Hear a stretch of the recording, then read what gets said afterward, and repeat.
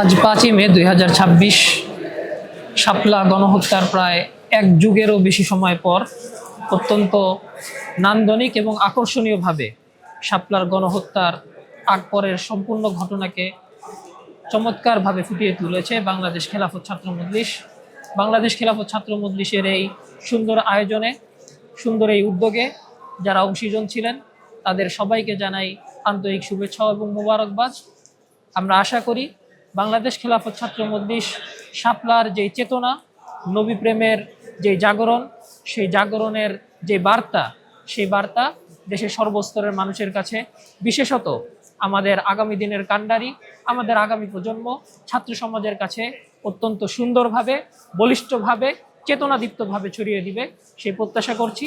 আমি আবারও শুকরিয়া আদায় করছি বাংলাদেশ খেলাফত ছাত্র মজলিসের, এবং তারা তাদের এই সৃজনশীল কার্যক্রম অব্যাহত রাখবে সেই আশাবাদ ব্যক্ত করছি।